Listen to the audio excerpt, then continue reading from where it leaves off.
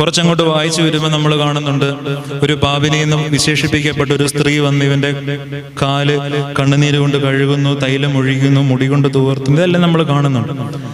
യേശു ആ വീട്ടിൽ ചെന്നിട്ട് ഒന്നും ചെയ്തില്ല. കർത്താവ് നിന്നെ സ്നേഹിക്കുന്നുവെന്ന് കുഷ്ഠരോഗിയോട് പറഞ്ഞില്ല. നീ വിഷമിക്കേണ്ട, നിന്റെ കൂടെ ഞാനുണ്ടെന്ന് പറഞ്ഞില്ല. നിന്റെ രോഗമൊക്കെ മാറുമെന്ന് പറഞ്ഞില്ല. ഒന്നും പറഞ്ഞില്ല. യേശു ആകെ ചെയ്തത്, യേശു അവിടെ പോയിട്ട് ഇവൻ കൊടുത്ത ആഹാരമൊക്കെ കഴിച്ച് ഇവനോട് കുശലമൊക്കെ ചോദിച്ചു കാണും, സ്നേഹ സംഭാഷണമൊക്കെ നടത്തി കാണും. അതിനുശേഷം യേശു ഇങ്ങനെ പോരുക ചെയ്തു. നമുക്ക് ഇന്ന് പഠിക്കേണ്ട ഒരു പ്രധാനപ്പെട്ട പാഠം യേശു അതിന് തരുന്നുണ്ട്. എന്താ അറിയാമോ? നിശ്ചയമായിട്ട് യേശു അവനോട് സുവിശേഷം പറഞ്ഞിട്ടുണ്ട്.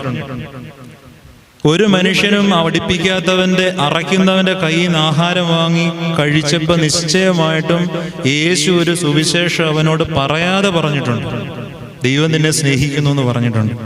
ഈ സുവിശേഷം പറയാതെ പറയാൻ നമ്മൾ ഇനിയും